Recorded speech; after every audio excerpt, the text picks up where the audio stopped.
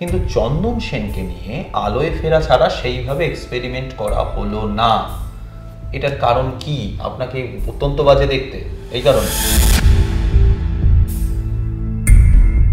বাড়িওয়ালিতে চরম সাহসী একটা চুমুর দৃশ্য সেই সময় বাংলা ছবিতে প্রায় বিরল, বাংলা ছবির দর্শক প্রায় দেখেননি।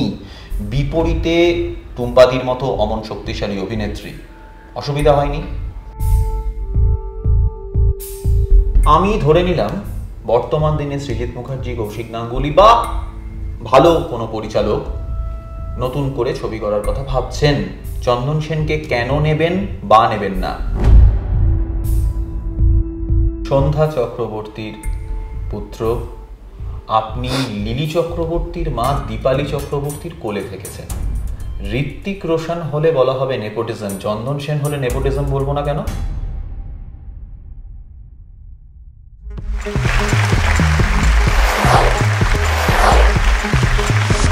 নমস্কার, আপনারা দেখছেন সিটি সিনেমা আর ঠোঁটকাটা সিজন 2 নিয়ে অনেক দিন বাদে আপনাদের সঙ্গে আমি ত্রিনাঞ্জয়। আজ আমার সঙ্গে যিনি অতিথি, বাংলাদেশে তার অনেকগুলো পরিচয়। তিনি একাধারে অভিনেতা, মঞ্চ নির্মাতা, নির্দেশক, অনুবাদক, প্রাক্তন ক্রিকেটার। আন্দাজ করতে পারছেন কার কথা বলছি?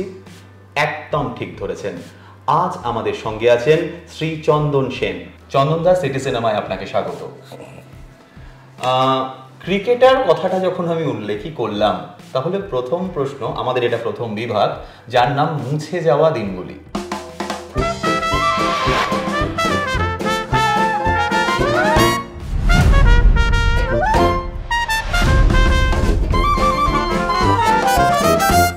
আমার প্রথম প্রশ্নই থাকবে, আজকের দিনে দাঁড়িয়ে শ্রদ্ধার দিক থেকে কে বেশি এগিয়ে, কমল ভট্টাচার্য না রমাপ্রসাদ বণিক?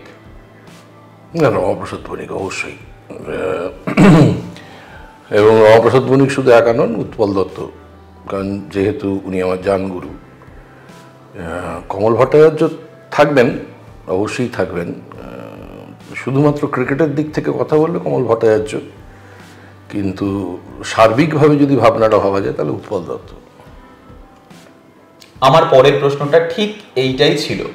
আপনার কাছে ব্যক্তিগতভাবে নাট্য আচার্য কে, শম্ভু মিত্র না উৎপল দত্ত?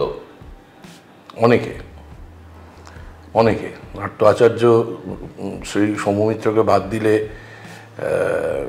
বলা যায় যে অর্ধেক আকাশ পাত চলে যাবে। তো সুতরাং আচার্য অনেকেই, সেই গিরিশবাবু থেকে শুরু করে উৎপলদা পর্যন্ত অনেকেই নাট্য আচার্য। রমাদা নন? হ্যাঁ, রমাদা তো বটেই, উনি আমার গুরু। তো সুতরাং তিনি তো আছেনই। এমনকি এখন যারা আছেন, অরুণ মুখার্জি, বিভাস চক্রবর্তী, রুদ্রপ্রসাদ সেনগুপ্ত, দেবেশ চট্টোপাধ্যায় এখনো আচার্য হয়ে ওঠার মতন জায়গায় যাননি, হয়তো যাবেন কখনো সময়, নিশ্চয়ই যাবেন। ঠিক। আমার যতদূর মনে পড়ছে, চেতনা নাট্যগোষ্ঠীর কবির নাটকে এক রাত্রের মধ্যে নতুন একটা চরিত্র করতে হয়েছিল। একই ঘটনা ঘটেছিল পিএলটির ক্ষেত্রেও। এই অভিজ্ঞতাটা কেমন বা কিভাবে সম্ভব হয়েছিল সেটা? তখন ওই যাদবপুর ইউনিভার্সিটিতে আমি ওই ছেলে মেয়েদের নিয়ে থিয়েটার করতাম। যাদবপুর ইউনিভার্সিটির ড্রামা ক্লাবকে আবার ছিল আগে থেকে, কিন্তু অতটা ফাংশন করতো না। তারপর আমি এটা 80-81 সাল থেকে আর কি, তখন লাল ওই ইউনিভার্সিটিতে পড়তে আসে, সুমন মুখোপাধ্যায় ওই ইউনিভার্সিটিতে পড়তে আসে। তখন এই আমাদের কৌশিক গাঙ্গুলি, এখন ডিরেক্টর, সেও পড়তে আসে। তো ফলত তাদের নিয়েই তখন আমি একটা ইন্দ্রাশিস লাহিড়ির একটা নাটক, সেটা করতাম। সেই সূত্রেই চেতনার সঙ্গে যোগাযোগ হয় এবং পরবর্তী ক্ষেত্রে আমি সুমন মুখার্জির দুখানা নাটকের ইয়ে করে দিই, সেট ডিজাইন করি আর কি। একটা হচ্ছে কোরিয়ালানাস, যেটা আমাদের সরলা রায় মেঝেটায় হয়েছিল আর কি। এখন তো পাল্টে গেছে পুরো সরলা মেমোরিয়ালটা। তো তখন মেঝেতে কোনো সিট থাকতো না, ফলত চারপাশে দর্শক বসতো, সেইখানে আমরা অভিনয় করেছিলাম কোরিলেনাস। আর তারপরে নরমান বেথুনকে নিয়ে একটি নাটক হয়, তারও সেট ডিজাইনটা আমার ছিল। এরই মাঝখানে একদিন হঠাৎ করেই একটা চরিত্রে, কবিরের মেজর একটা চরিত্রে হঠাৎ করেই অরুণদা আমাকে বলেন, অরুণ মুখোপাধ্যায় আমাকে বলেন যে কালকে তুমি চরিত্রটা করে দেবে, আমাদের অসুস্থ হয়ে পড়েছে। হ্যাঁ ঠিক আছে। উৎপল দত্তের রূপেও এমন ঘটনা ঘটেছিল। হ্যাঁ, মানে লাল দুর্গ নাটকে আমি তখন একদম গোড়ায় একটা ছোট চরিত্রে অভিনয় করতাম, একদম গোড়া, একদম শেষ। তো তৎকালীন সময় দলের যিনি সেক্রেটারি, তিনি স্টেপান মারেক বলে ওখানে একটা চরিত্র আছে, মেজর চরিত্র। তিনি বাইক চালাতেন, বাইকে অ্যাক্সিডেন্ট হয়, বিকেলবেলা খবরটা আসে। পরের দিন আমাদের শো ছিল হচ্ছে কলা মন্দিরে। তো উৎপল এরকম করে সব তাকিয়ে, হঠাৎ করে আমার দিকে তাকিয়ে বলেন, আপনি করবেন?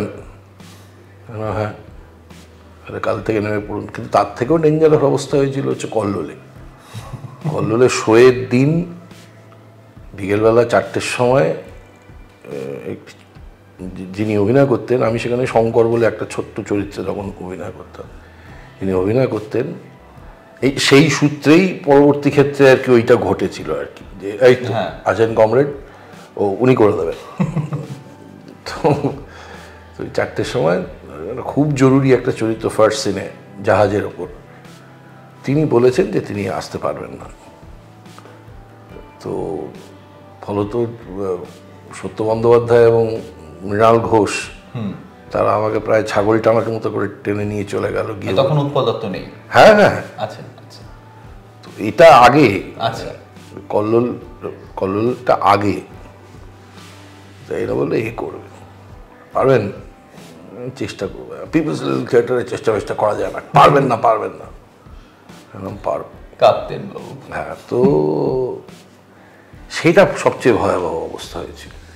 দাদা, এই অভিজ্ঞতার থেকে তো তিক্ত অভিজ্ঞতাও আছে। এরকম একটা এক্সপেরিমেন্টের জন্য নান্দিকারে চরম ফেলিয়ার এবং নান্দিকারে অপমানিতও হতে হয়েছিল রুদ্রপ্রসাদ সেনগুপ্তের কাছে, ঠিক কিনা? এটা ঠিক রুদ্রপ্রসাদ সেনগুপ্তের কাছেই হতে হয়েছিল তা নয়, গোটা নান্দিকার ব্যাপারটার মধ্যে ঘটনাটা আছে। মানে নান্দিকারে কে কে থাকবেন না সেইটা আগে থেকে লিখে রাখতে হতো, আগে যে আমি অমুক সময় থেকে অমুক সময় থাকবো না। তো সেই সময় রসমন তৈরি হচ্ছে আর কি। তো ফলত আমাকে সকাল থেকে বসে থাকতে হতো অফিসে ফোন আসতো, কলসের লোক আসতো। তো আসাম থেকে একটা প্রায় 8 দিনের ট্যুরের কলসো আসে।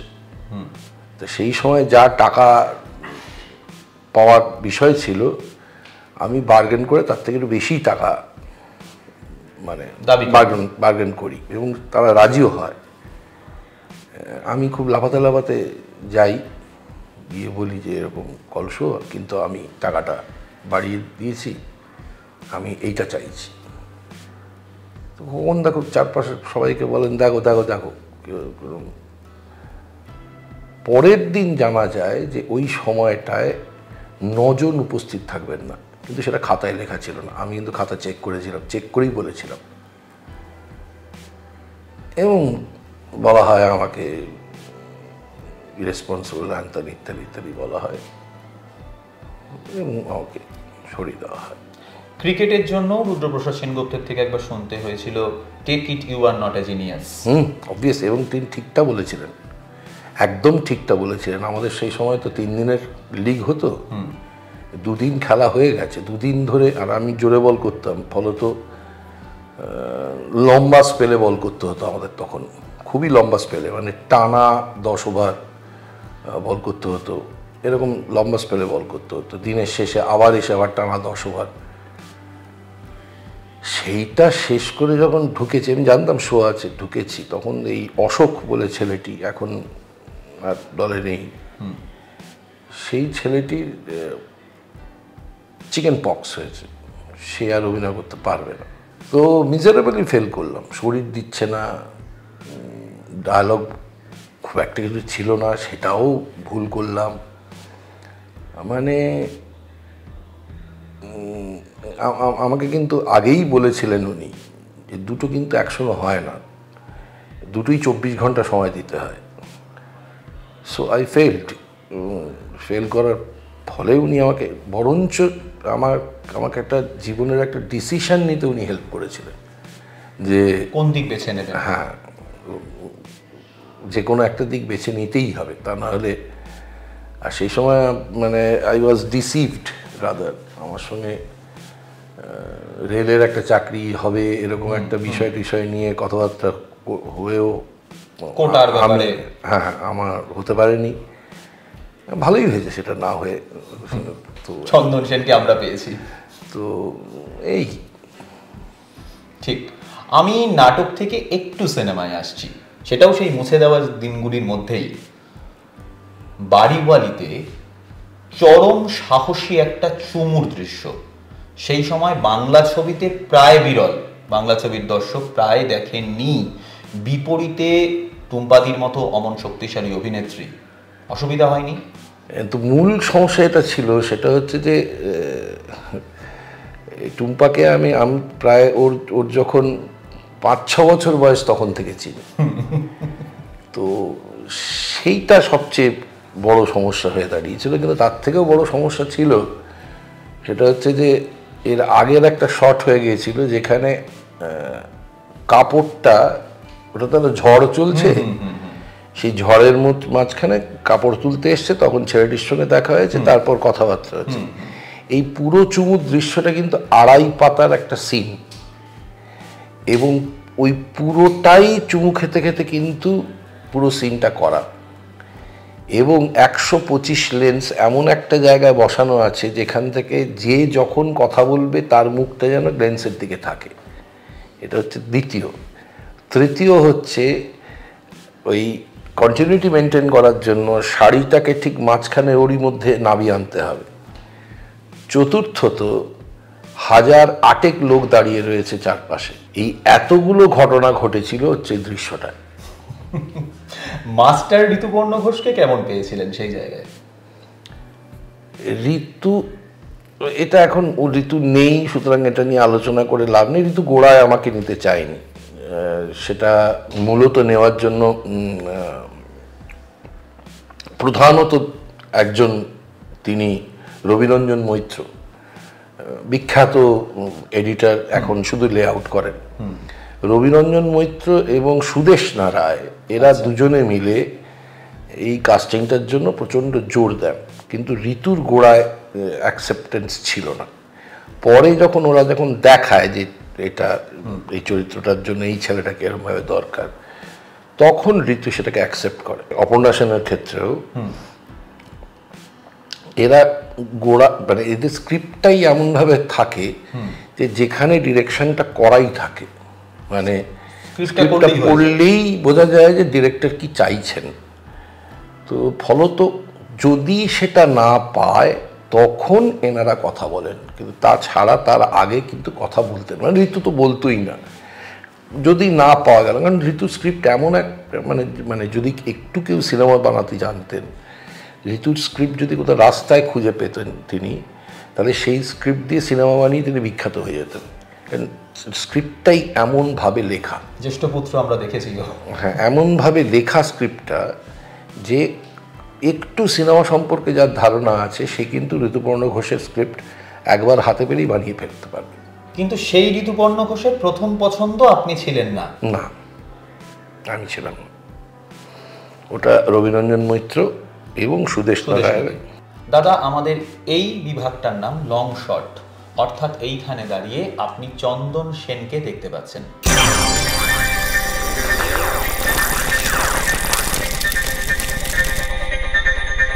চন্দন সেনের দীর্ঘ যাত্রাটাকে দেখতে পাচ্ছেন। ক্লাস 9-এ নিয়ে যাচ্ছি চন্দন সেনকে। কাকে বেছে নেবেন, ক্রিকেটারকে না অভিনেতাকে? না, তখন এসবের প্রশ্ন ছিল না। ক্রিকেটটার দিকে ভীষণই নজর ছিল, কিন্তু তার সঙ্গে সঙ্গে থিয়েটারটার দিকেও ভীষণ নজর ছিল। এবং যেহেতু ক্লাস 9-এ আমায় রামকৃষ্ণ মিশন থেকে এখানে চলে আসতে আমার শারীরিক কারণে মিত্র ইনস্টিটিউশনে, যেখানে আমাকে মানে বড় মহলা যেমনভাবেই চিঠিটা লেখেন, এবং তৎকালীন সময় যিনি হেডমাস্টারমশাই ছিলেন তিনি আবার বড় মহারাজের ছাত্র ছিলেন, মানে রামকৃষ্ণ মিশনেই ছাত্র ছিলেন। তো ফলত উনি এমনভাবেই চিঠিটা লেখেন যে আমাকে নিয়ে কারোর কোনো রকম সমস্যা হয় না, মিড টার্ম থেকে আমি থাকি। সন্ধ্যা চক্রবর্তীর পুত্র আপনি লিলি চক্রবর্তীর মা দীপালি চক্রবর্তীর কোলে থেকেছেন। ঋত্বিক রোশন হলে বলা হবে নেপোটিজম, চন্দন সেন হলে নেপোটিজম বলবো না কেন? তখন ৭৭-এর আগের আইপিটিএ এবং এই দীপালি চক্রবর্তী থেকে শুরু করে সীতা মুখার্জি থেকে শুরু করে সবাই অভিনয় করতেন। এবং যেহেতু তখন আমার সদ্য জন্ম হয়েছে, কাঁথায় রেখে যেতেন আপনাকে। হ্যাঁ, মানে ফলত আমার মা যখন স্টেজে থাকতেন তখন এরা সামলাতো, আবার এনারা যখন স্টেজে যেতেন মা যদি থাকতেন তাহলে অন্য, যেমন পরাণ বন্দ্যোপাধ্যায় মানে কোলেও আমি বড় হয়েছি সে অর্থে বলতে গেলে, এবং লিটারালি কোলে বড় হয়েছি। ওই কাঁথায় আছি মানে বুঝতে পারছেন তো, মানে তখন 6 মাস 7 মাস বয়স, 1 বছর 1.5 বছর এরকম চলছে। তো সুতরাং ওখানে নেপোটিজমের কোনো প্রশ্ন আসে না। আমার এর পরের প্রশ্ন, এই যুগে অত্যন্ত বেশি মান মর্যাদা দেওয়া হয়, আমরা সৌমিত্র চট্টোপাধ্যায়ের ক্ষেত্রেও দেখলাম, শিল্পীদের। আপনি স্বীকার করেন আপনাদের সময় একটা বামপন্থী লবি কাজ করত? কি বিষয়? কাজ পাওয়ার বিষয়? আমার জানা নেই। আপনাদের সময় আমরা ওরা বিভাগটা ছিল না? না না না, একদমই না। বরঞ্চ 11 থেকে 13 পর্যন্ত আমার কোনো কাজ ছিল না, সেটা ঘটেছে। এই আমরা ওরাটা না, এটা একেবারে আনন্দবাজারে বানানো, একদম বানানো। বুদ্ধ ভট্টাচার্য যখন বলেছিলেন কথাটা, তখন আশপাশে কি কি ঘটছিল সেইগুলো সম্পর্কে যদি কারোর মানে ধ্যান ধারণা থেকে থাকে, আমি আজকের তারিখে বলবো যে একটা ল্যান্ডমাইন যেটা ইউনিডিরেকশনাল নয়, অমনি ডিরেকশনাল, সেরকম একটা ল্যান্ডমাইনের গাড়িতে ফাটানো হয়েছে, তারপর ফেরত এসে কি বলে সেই লোকটা, এটা আমি জিজ্ঞাসা করব যে কোনো লোককে। তখনও কিন্তু এই ধরনের কথাবার্তা হয়নি। এবং কেন হয়েছিল, কেন উনি বলেছিলেন যে মাথা ভেঙে দেবো, দিনের বেলায় ইয়ে করা আর রাত্রিবেলা গিয়ে মাওবাদী করা, যে আমাদের এখানে ঢুকলে মাথা ভেঙে দেবো। আজকের তারিখে হলে, এবং আজকের তারিখে এই সিঙ্গুরের জন্য 1500 কোটি টাকা, এই 1500 কোটি টাকা দিতে হবে যখন, তখন, এবং সেই টাকাটা তো আমার নিজের মনে হয় আমরা জনগণ কেন দেব? আমাদের টাকা না না, আমরা কেন দেব? এই 2008 সাল থেকে যারা পরিবর্তন চাই বলে বিজ্ঞাপন দিচ্ছিলেন তারা এ পর্যন্ত, আর বাকি মন্ত্রী নেতারা মিলে, তৃণমূলের নেতা মিলে হাজার হাজার কোটি কোটি টাকা তারা তাদের ঘর থেকে পাওয়া যাচ্ছে, সেখান থেকে দিক। জনগণের ট্যাক্সের টাকা থেকে কেন দেবে? একটা রাজনৈতিক দল সে ইলেকটোরাল বন্ড পেয়েছে 537 কোটি টাকা, সেখান থেকে দিক, জনগণের টাকা থেকে কেন দেবে? সুতরাং আজ পরিষ্কার যে তখন কি হয়েছিল। কারণ হিলারি ক্লিন্টন একটা, প্রথমত সে মানে ইন্ডিয়া এক্সিস্ট করে সে ওইটুকু জানতো, সেখানে ইন্ডিয়ার একটা মানে এইটুকু রাজ্য, তাতে লেফটরা কেন এখনো আছে, এর জন্য হিলারি ক্লিন্টনকে এখানে আসতে হচ্ছে, ফ্রান্সের মন্ত্রীকে এখানে আসতে হচ্ছে সেই গভর্নমেন্টটা ফেলার জন্য। এবং গভর্নমেন্টটা যে ফেলা হয়েছিল তার প্রমাণ এখন সর্বস্তরে রয়েছে, সর্বস্তরে, এবং কেন ফেলেছিলেন তারও প্রমাণ রয়েছে। আমাকে যখন জিজ্ঞাসা করা হয়েছিল তখন আমি তো বলেছিলাম যে 7টা অল পার্টি মিটিং হয়েছে সিঙ্গুরে, 7টা অল পার্টি মিটিংয়ের এইখানে তৃণমূলের যিনি প্রধান ছিলেন তিনি গিয়ে সই করে এসছেন, না ঠিক আছে, সরেজমিনে তদন্ত করে দেখে সই করে এসছেন, না ঠিক আছে, তারপরে এই কথাগুলো কেন বলছেন এখন? তো সুতরাং আমরা যে প্রশ্নে ছিলাম সেই প্রশ্নের পরিপ্রেক্ষিতে উত্তর দেওয়াটা বাঞ্ছনীয় ছিল, কিন্তু এখন যে অবস্থার মধ্যে পশ্চিমবঙ্গ রয়েছে সেখানে আমার মনে হয় যে উত্তরটা এভাবেই আসতে পারত। ঠিক, আমাদের মুখ্যমন্ত্রী এত ভালো ছবি আঁকেন, এত ভালো গান গাইতে পারেন, এত ভালো কবিতা লিখতে পারেন, অথচ আপনি মনে করেন আমাদের মুখ্যমন্ত্রী যদি একটি কাজ ভালোভাবে করতেন তাহলে রাজ্যের অবস্থা এরকম হতো না? আমি আমাদের বর্তমান মুখ্যমন্ত্রীকে নিয়ে কোনো কথা বলতে চাই না, কারণ বর্তমান মুখ্যমন্ত্রী, আমরা তো এখন সংস্কৃতি নিয়ে কথা বলছি, বর্তমান মুখ্যমন্ত্রীর এই আলোচনায় ঢোকার অধিকারই নেই। তথ্য সংস্কৃতি মন্ত্রী তিনি হতে পারেন এই আলোচনা, সে তো রাবড়ি দেবীও মুখ্যমন্ত্রী হয়েছিলেন, কিন্তু তার কি ঢোকার কথা ছিল সেখানে? এটা জরুরি কথা নয়।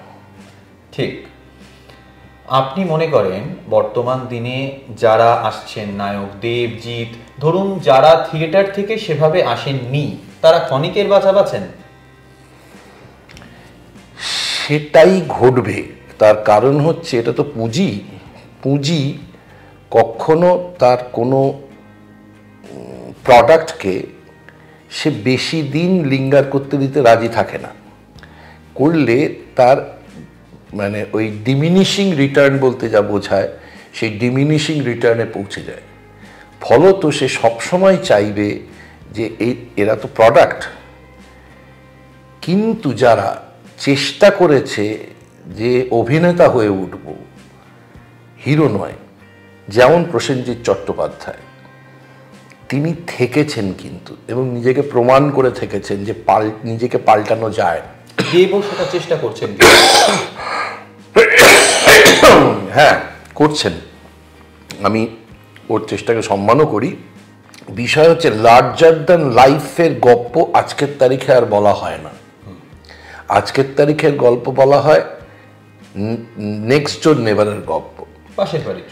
হ্যাঁ, তো এই পাশের বাড়ির মানুষটি হতে গেলে যে পরিমাণ চরিত্রায়নের পথে এগোতে হবে সেটা তো এমনি এমনি হবে না, তার একটা দীর্ঘ ট্রেনিং লাগে। সেটার মধ্যে কিন্তু বম্বে, চেন্নাই, মানে কেরালার, মানে বিশেষ করে সাউথ ইন্ডিয়ার অ্যাক্টর অ্যাক্ট্রেসরা সেটার মধ্যে কি কিন্তু ঢুকছেন, এবং ঢুকে তার ফলও প্রমাণিত হচ্ছে যে এবার আর হিরো নয়, এবার আমাকে চরিত্র তৈরি করতে হবে। সেইটা আস্তে আস্তে এগোচ্ছে। সুতরাং এই যে জিৎ, দেব, তারপর অঙ্কুশের পরে এখন আর নতুন কোনো ছেলের নাম আমি, বনি থেকে শুরু করে এই যে আসছেন, এদের সতর্ক হতে হবে। কারণ এরা যদি প্রোডাক্ট হিসেবে থেকে যান তাহলে দুদিন বাদে এই ডিমিনিশিং রিটার্নের মানে যে ইকোনমিক্সের ছক, সেই ইকোনমিক্সের ছকে পড়তে বাধ্য। এটা অনেকটাই হচ্ছে নতুন প্রোডাক্ট বাজারে আসার মতোই। আমার পরের প্রশ্নটা প্রায় এর ধারা ধরেই। ঋত্বিক চক্রবর্তী বা অন্যান্য যারা অত্যন্ত সাধারণ চেহারার মানুষ, সেই অর্থে মানে নায়ক সুলভ চেহারা নয়, তাদেরকে নিয়ে বহু এক্সপেরিমেন্ট করা হয়েছে, কিন্তু চন্দন সেনকে নিয়ে আলোয় ফেরা ছাড়া সেইভাবে এক্সপেরিমেন্ট করা হলো না। এটার কারণ কি? আপনাকে অত্যন্ত বাজে দেখতে এই কারণে? প্রসেনজিৎ চ্যাটার্জিকে জিজ্ঞেস করেছিলাম যে আমাকে সিনেমায় নেওয়া হয় না কেন। তাতে প্রসেনজিৎ চ্যাটার্জি একটা খুব সহজ উত্তর দিয়েছিলেন। উনি বলেছিলেন, তুই কি আমার ডেট অনুযায়ী তোর রিহার্সাল পাল্টাবি বা শো ডেট পাল্টাবি? আমি বলেছিলাম না। বলে, আমারই সঙ্গে তুই এটা 3 বার করেছিস। একবার প্রভাত রায়ের সঙ্গে, সেখানে তুই বেরিয়ে গেলি সিন থেকে। এছাড়াও তুই আরও 2টো সিনেমায় ঠিক একই জিনিস ঘটেছিল, যে তুই থিয়েটার আগে। হ্যাঁ, তো সেটার জন্য হলে তো বাবু তোমাকে কেন অ্যাকোমোডেট করবে, আমাকে সেটা বোঝাও। ইদানিং 1-2টো করে ছবি পাচ্ছি, দেখি কি হয়। আমি ধরে নিলাম বর্তমান দিনে সৃজিত মুখার্জি, কৌশিক গাঙ্গুলি বা ভালো কোনো পরিচালক নতুন করে ছবি করার কথা ভাবছেন। চন্দন সেনকে কেন নেবেন বা নেবেন না, এটা তাদের ব্যাপার, আমি জানি না। এই তো সৃজিত আমাকে নিয়েছিলেন, দুর্গ রহস্যে নিয়েছিলেন। কৌশিক এখনো পর্যন্ত সেরকম সুযোগ পাননি।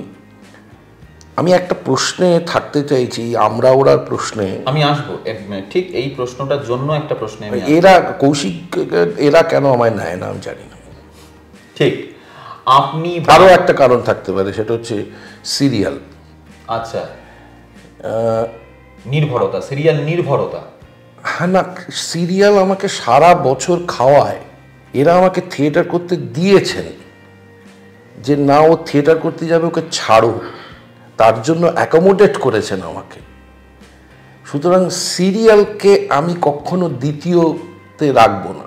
হ্যাঁ, অবশ্যই নাটক আমার জীবনের বেঁচে থাকার মানে মানে কি বলবো অবলম্বন, কিন্তু তারপরে যদি আমি যদি কোথাও যদি আমাকে কেউ যদি বলে বেছে নিতে, তাহলে বলবো হ্যাঁ আমি সিরিয়াল বা ওটিটি প্ল্যাটফর্মে থাকবো।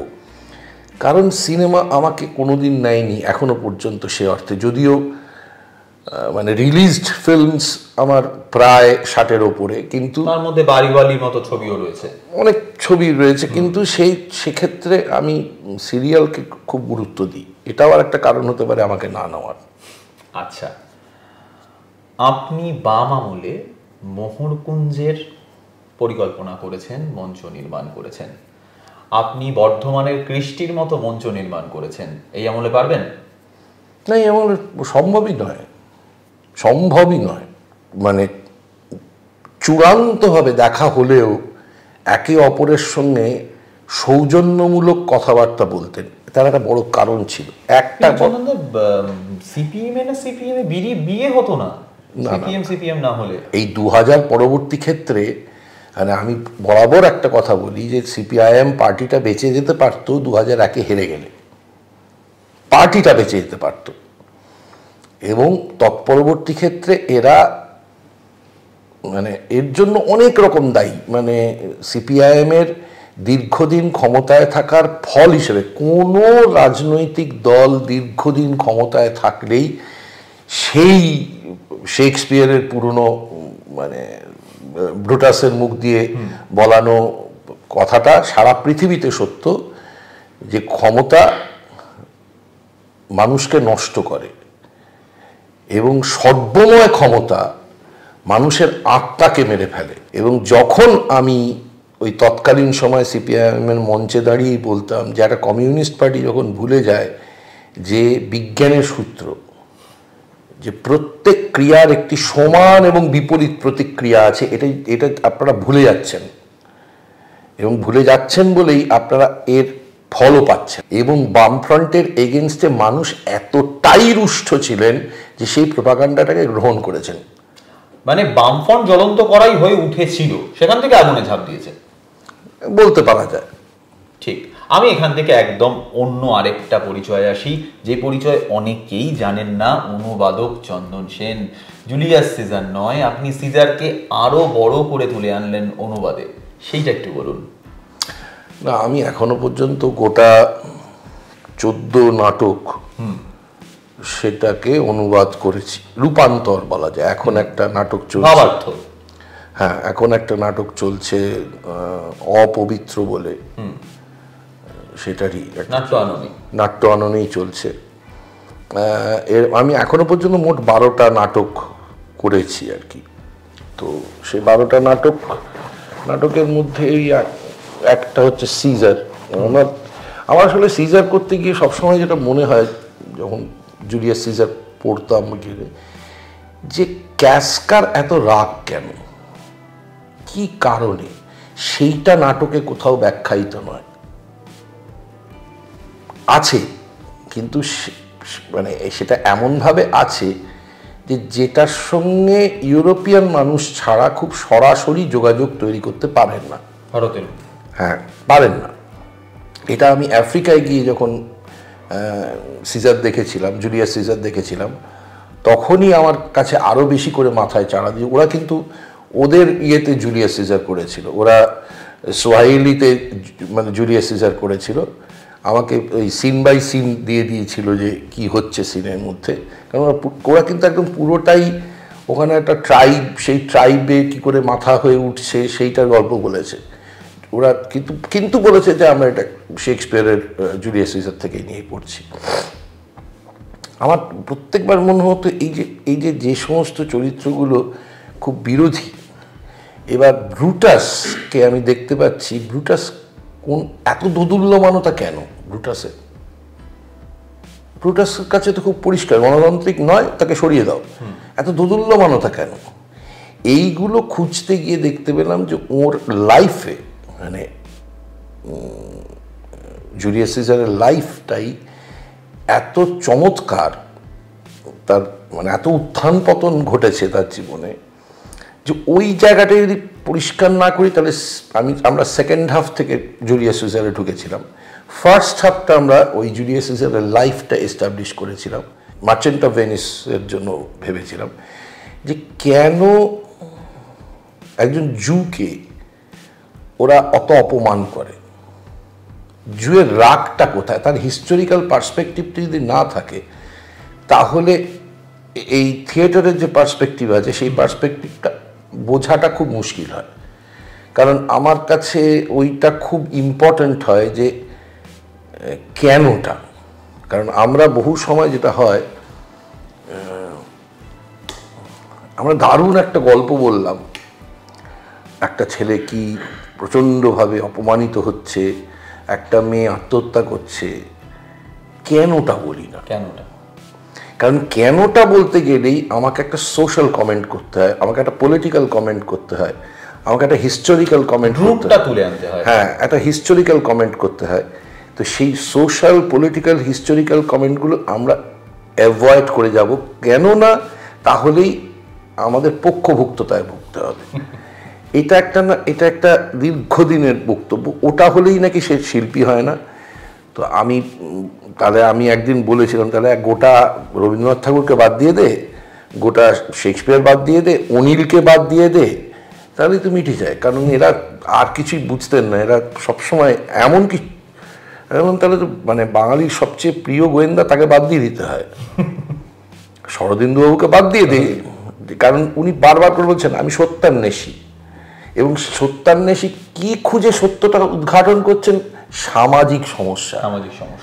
উনি কিন্তু খুনটার সামাজিক সমস্যাকে নিয়ে অনেক বেশি, এমনও গল্প আছে যেখানে খুনিকে ছেড়ে দিয়েছেন উনি। হ্যাঁ একদম। এই আমি একটা চরিত্রে অভিনয় করার সুযোগ দিয়েছিলেন, যিশুর সঙ্গে করেছিলেন। হ্যাঁ, তো সেখানে তো তাহলে একেও বাদ দিয়ে দিতে হয়। রাজনীতি, আপনার চরিত্রটাই ছিল সেটা। রাজনীতিকে বাদ দেবে কি করে? এই পর্বের নাম ক্লোজ আপ, বুঝতেই পারছেন একদম ব্যক্তিগত প্রশ্ন।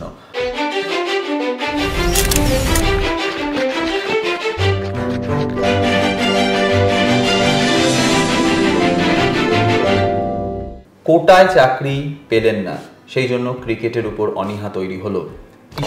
ক্রিকেটের উপর অনীহা তৈরি হয়নি, ক্রিকেটটা ছেড়ে দিয়ে অভিনয়ের দিকে। কিশলয় সেনের পুত্র হয়ে সরাসরি রাজনীতিতেই এলেন না কেন? প্রত্যক্ষ রাজনীতিতে আমার অনীহা আছে মানে হচ্ছে প্রত্যক্ষ রাজনীতিতে প্রচুর মিথ্যে কথা বলতে হয়, মানে সে অর্থে বলতে গেলে সাইকোপ্যাথিক লায়ার না হলে রাজনীতি করাটা খুব মুশকিল, মানে নিজের মিথ্যেতে নিজেই বিশ্বাস করতে আরম্ভ করা, এটা যদি না করা যায় তাহলে রাজনীতি করা খুব মুশকিল।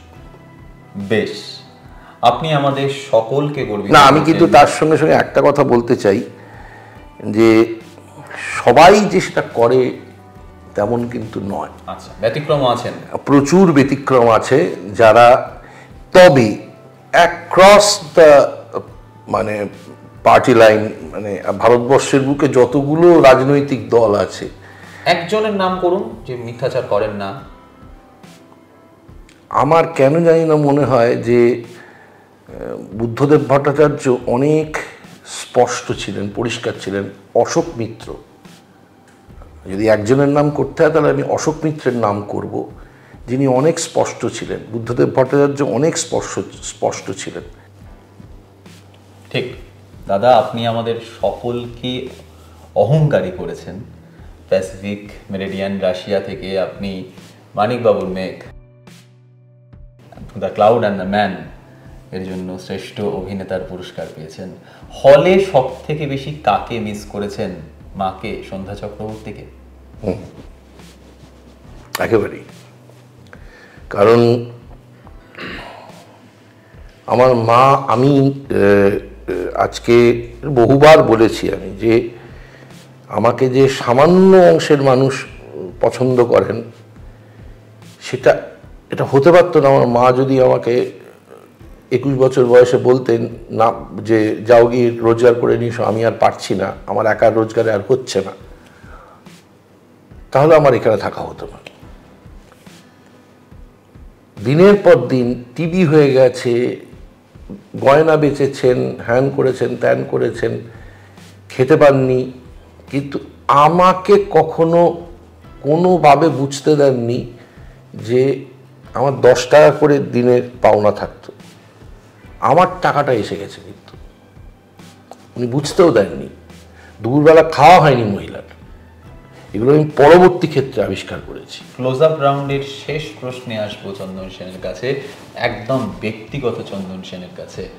আপনার শরীর এক সময় চূড়ান্ত খারাপ হয়েছিল, আপনি সত্যি মনে করেন আর্টিস্ট ফোরাম ছাড়া সেই সময় আপনার পক্ষে সার্ভাইভ করা সম্ভব ছিল? শুধু আর্টিস্ট ফোরাম তো নয়, এই পশ্চিমবাংলা কেন, শুধু বাঙালি, আমি বাংলাদেশ বলছি, আমেরিকা বলছি, ইংল্যান্ড বলছি, জাপান বলছি, জার্মানি বলছি, এরা সবাই, মানে আমি বেঁচে আছি এদের জন্য, এরা সবাই আমাকে বাঁচাবার জন্য। তখন আমি এমনও মানুষ জানি যারা রিটায়ার করে গেছেন, তারা তাদের প্রভিডেন্ট ফান্ড ভাঙিয়েছিলেন আমায় টাকা দেবেন বলে। আমার নিজের অভিজ্ঞতায় নজরুল মঞ্চে কবি সুমন, শঙ্কর মুদির পর প্রোগ্রাম করছেন, শিল্পীদের তোলা হচ্ছে, দর্শক নজরুল মঞ্চ থেকে চিৎকার করছেন চন্দন সেনকে মঞ্চে আনুন, চন্দন সেনকে মঞ্চে আনুন। আমার নিজের দেখা। তো সুতরাং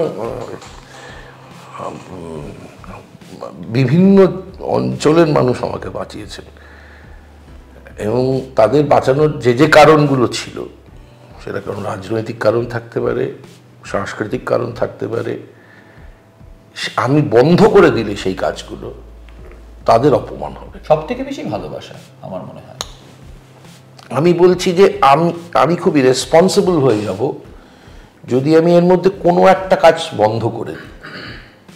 যে কারণগুলোর জন্য যে মানুষগুলো আমার জন্য এসে দাঁড়িয়েছিলেন, অর্থ সাহায্য করেছেন, এসে সাহচর্য দিয়েছেন, আমি যদি সেই কারণগুলো বন্ধ করে দিই তাহলে তাদের অপমান করা হবে। দাদা, আমাদের শেষ রাউন্ড, এই শেষ রাউন্ডের নাম আমরা রেখেছি প্যাক আপ।